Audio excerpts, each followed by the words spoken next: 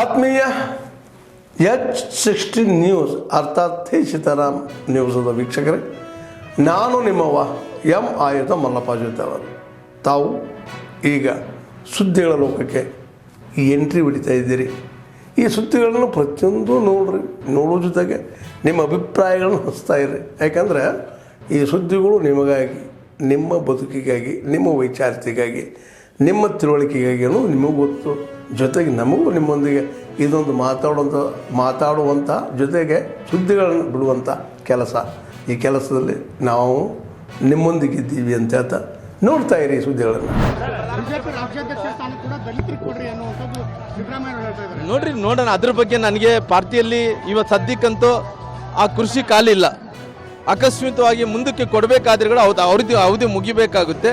ಹಂಗೆ ಮುಂದಕ್ಕೆ ಏನೇನು ದಲಿತರಿಗಾಗಲಿ ಹಿಂದುಳಿದಂಥ ಜಾತಿಗಳಿಗೆ ಅವಕಾಶ ಮಾಡಿಕೊಡ್ಬೇಕು ಅನ್ನೋಂಥ ಏನು ಅವರು ಹೇಳ್ತಾ ಇದ್ದಾರೆ. ಇಲ್ಲಿ ಪಾರ್ಟಿಯಲ್ಲಿ ಕೂಡ ಅದೇ ಥರ ವಾತಾವರಣ ಇದೆ. ನಮ್ಮ ಮಧ್ಯೆ ಅವ್ರ ಮುಂದೆ ಏನು ಗೊಂದಲನೇ ಇಲ್ಲ. ನಾನು ಭಾಳ ಕ್ಲಾರಿಟಿಯಾಗಿ ಕೊಟ್ಟಿದ್ದೀನಿ. ನಾವು ಯಾವತ್ತಿದ್ರು ಕೂಡ ಮುರ್ಕೋಬೇಕಾದ್ರೆ ಮುರ್ಕೊಂಡು ಬೀಳೋರು, ಕೂಡಂಗಿದ್ರೆ ಕೂಡ್ಕೊಂಡು ಬಾಳೋರು.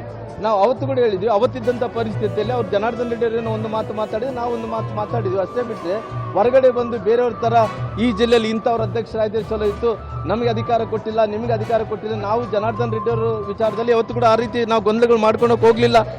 ಇವತ್ತು ಸಂಧಾನ ಮಾಡೋಂಥ ಪರಿಸ್ಥಿತಿ ಎಲ್ಲಿ ಬಂದಿದೆ? ಏನೋ ಅಕಸ್ಮಾತ್ ಸಂಧಾನ ಮಾಡಬೇಕಾದ್ರೆ ಕೂಡ ನಾವು ಭಾಳ ಕ್ಲಿಯರ್ತಿಯಾಗಿ ಹೇಳಿದ್ವಿ. ಸಂಧಾನ ಮಾಡೋಂಥ ಪರಿಸ್ಥಿತಿ ಬಂದರೆ ನಾವು ಜನಾರ್ದನ್ ರೆಡ್ಡಿಯವರು ಒಂದು ಅರ್ಧ ಲೋಟ ಟೀ ಕೊಟ್ಟರೆ ಕೂಡ ಪಾರ್ಟಿ ಹಿತದೃಷ್ಟಿಯಿಂದ, ನಮ್ದು ಯಾವುದು ಸ್ವಾರ್ಥ ಇಲ್ಲ, ಪಾರ್ಟಿ ಹಿತದೃಷ್ಟಿಯಿಂದ ರಾಜಕೀಯವಾಗಿ ಒಂದಾಗಿ ಆಗ್ತೀವಿ. ಅದ್ರಲ್ಲಿ ಏನಿದೆ? ಅಲ್ಲ ರೀ, ನಾನು ಈ ಒಂದು ಆಗೋದು, ನಾವು ಒಂದು ಇಲ್ಲ ಅಂದ್ರೆಗಿನ ಒಂದು ಮಾಡಬೇಕು. ನಾವು ಯಾವತ್ತಿದ್ರೂ ಕೂಡ ಪಾರ್ಟಿ ನೋಡ್ತೀವಿ. ನಮ್ಮ ವ್ಯಕ್ತಿಗಳ ಬಗ್ಗೆ ಏನೇ ಇದ್ರೆ ಕೂಡ ಪಾರ್ಟಿ ವಿಚಾರ ತೊಗೊಂಡಂಥ ಟೈಮಲ್ಲಿ ನಾವೆಲ್ಲರೂ ಕೂಡ ಇವತ್ತು ಜನಾರ್ದನ್ ರೆಡ್ಡಿ ಅವರು ಆಗಿರ್ಬೋದು, ನಾವಾಗಿರ್ಬೋದು, ಇನ್ನೊಬ್ಬರಾಗಿರ್ಬೋದು, ಪಾರ್ಟಿದು ಹಿತದೃಷ್ಟಿಯಿಂದ ಎಲ್ಲರೂ ಕೂಡ ಒಂದಾಗಬೇಕಾಗಿದೆ. ಎಲ್ಲರೂ ಒಂದಾಗುವಂಥದ್ದೇ. ಜನಾರ್ದನ್ ರೆಡ್ಡಿ ರಾಮ್ಲೋರನ್ ಬೇರೆ ಅಲ್ಲಲ್ಲ, ಅವ್ರು ಕೂಡ ಒಂದಾಗಿ ಆಗ್ತಾರ. ಅದರಲ್ಲಿ ಯಾರು ಕೂಡ್ಸೋದಂದ್ರೆ ನಮ್ಮಲ್ಲಿ ಯಾವುದು ಭಿನ್ನಾಭಿಪ್ರಾಯ ಇಲ್ಲ. ನಮಗೇನಂತ ಹೇಳಿದ್ರೆ ಅವತ್ತಿದ್ದಂಥ ಪರಿಸ್ಥಿತಿ, ಅವರು ಮಾತಾಡೋ ತಪ್ಪಿತ್ತು, ನಾನು ಮಾತಾಡೋ ತಪ್ಪಿತ್ತು. ಅದಾದಂಥ ಪರಿಸ್ಥಿತಿಯಲ್ಲಿ ಎಲ್ಲೊಂದು ಕಡೆ ಬಾಯಿ ಮಾಡ್ಕೊಂಡಿವಿ. ಆ ಬಾಯಿ ಮಾಡ್ಕೊಂಡಂತ ಅದೆಲ್ಲ ಮರ್ತೋಗಿವಲ್ಲ. ಪಾರ್ಟಿ ಇವತ್ತು ಒಳ್ಳೆ ಅಧಿಕಾರಕ್ಕೆ ಬರಬೇಕಾದ್ರೆ ನಾವೆಲ್ಲರೂ ಕೂಡ ಒಂದಾಗಬೇಕಾಗಿದೆ. ನಮ್ಮ ಪರ್ಸನ್ಗಳು ಏನೇ ಒಂದು 100 ಇರಲಿ, ಅದು ಮುಖ್ಯ ಅಲ್ಲ. ಅಂದರೆ ನಾವೆಲ್ಲರೂ ಕೂಡ ಪಾರ್ಟಿ ಮುಂದಕ್ಕೆ ತೊಗೊಂಡೋಗ್ಬೇಕು, ಜನರಲ್ಲಿ ಕಾನ್ಫಿಡೆನ್ಸ್ ತುಂಬಬೇಕು. ಅಂದರೆ ಇವರೆಲ್ಲರಿಗೂ ಒಂದಾಗಿ ಅನ್ನೋಂಥ ಜನರಿಗೆ ಒಂದು ಸಂದೇಶವನ್ನು ಕೊಡಬೇಕಾಗಿದೆ. ಪಾರ್ಟಿ ಹಿತದೃಷ್ಟಿಯಿಂದ ಪಾರ್ಟಿ ಒಳ್ಳೇದಾಗಬೇಕನ್ನೋಂಥ ಕಾರಣದಿಂದ ನಮ್ದು ಯಾವುದೇ ವ್ಯಕ್ತಿಗತಂತಿಲ್ಲ. ನಮ್ಮದು ಜನಾರ್ದನ್ ರೆಡ್ಡಿಯವರು ಬೇರೆ ಯಾವುದೇ ಇಲ್ಲ. ನಾವೆಲ್ಲರಿಗೂ ಒಂದಾಗಿ ಪಾರ್ಟಿ ಕಟ್ಟುವಂಥ ಕೆಲಸ ಎಲ್ಲರೂ ಮಾಡ್ತೀವಿ. ರಾಮ್ಲು ಜನಾರ್ದನ್ ರೆಡ್ಡಿ ಒಂದೇ ಅಲ್ಲ, ಇಡೀ ರಾಜ್ಯದಲ್ಲಿದ್ದಂಥ ಎಲ್ಲರೂ ಕೂಡ ಒಂದು ಮಾಡಬೇಕನ್ನಂಥ ಪ್ರಯತ್ನ ಮಾಡ್ತಾ ಇದ್ವಿ. 100% ಚುನಾವಣೆ ಒಳಗಡೆ ಎಲ್ಲರೂ ಒಂದಾಗ್ತೀವಿ, ಒಗ್ಗಟ್ಟಾಗಿ ಚುನಾವಣೆಯನ್ನು ಎದುರಿಸ್ತೀವಿ. ಈಗಾಗಲೇ ಟಿವಿಗಳಲ್ಲಿ ಏನೋ ಬರ್ತಾ ಇದೆ ಅಂತೇಳಿ ನನ್ನ ಸ್ನೇಹಿತರು ಸುಮಾರು ಜನ ಫೋನ್ ಮಾಡ್ತಾ ಇದ್ದಾರೆ. ಏನಂದ್ರೆ ಇಡಿ ನನ್ನ ಆಸ್ತಿಯನ್ನ 1,32,00,000 ಆಸ್ತಿಯನ್ನ ಅಟ್ಯಾಚ್ಮೆಂಟ್ ಮಾಡ್ಕೊಂಡಿದ್ದೀವಿ ಅಂತ ಅಲ್ವಾ, ಮಾಡ್ಕೊಂಡಿದ್ದೀವಿ ಅಂತೇಳಿ ಟಿವಿನಲ್ಲಿ ಬರ್ತಾ ಇದೆ ಅಂತೇಳಿ ಮಾಹಿತಿ ಬಂತು ನನಗೆ. ನಿಜ, ನಾನು 21 ಏಪ್ರಿಲಲ್ಲಿ ನಾನು ನನ್ನ ತಮ್ಮ ನಮ್ಮೂರ ಹತ್ರ ಒಂದು ಆಸ್ತಿ ಜಮೀನನ್ನು ತಗೊಂಡಿದ್ದೀವಿ. ನಾವು ತಗೊಂಡಾದ್ಮೇಲೆ ಎಲೆಕ್ಷನ್ಗೆ ಅಪ್ಲಿಕೇಶನ್ ಹಾಕ್ಬೇಕಾದ್ರೆ ನಾನು ಎಲೆಕ್ಷನ್ ಅಫಿಡವಿಟಲ್ಲಿ ಎಲ್ಲ ಮಾಹಿತಿಯನ್ನ ಅಫಿಡವಿಟಲ್ಲಿ ಹೇಳಿದ್ದೀನಿ. ನನ್ನ ಆಸ್ತಿ ಏನಿದೆ ಅಂತೇಳಿ ತೋರಿಸಿದ್ದೀನಿ. ಅದನ್ನೇ ಇವತ್ತು ಇಡಿಯವರು 23 ಡಿಸೆಂಬರಲ್ಲಿ ರಿಕ್ರೂಟ್ಮೆಂಟ್ ಆಗಿರೋದು ಮಿಲ್ಕಿಯವನಂತೂ 23 ಡಿಸೆಂಬರಲ್ಲಿ ರಿಕ್ರೂಟ್ಮೆಂಟ್ ಆಗಿರೋದು. ಆ ರಿಕ್ರೂಟ್ಮೆಂಟ್ಗೆ ಇದನ್ನ ಅಟ್ಯಾಚ್ ಮಾಡ್ಕೊಂಡಿದ್ದಾರೆ. ಅದನ್ನ ನಾನು ಜಮೀನು ಮಾಡಿರೋದು ಯಾವಾಗಂದ್ರೆ 21 ಏಪ್ರಿಲಲ್ಲಿ. ಇದರ ಕಾನೂನು ಪ್ರಕಾರ ನಾನು ಚಾಲೆಂಜ್ ಮಾಡ್ತೀನಿ.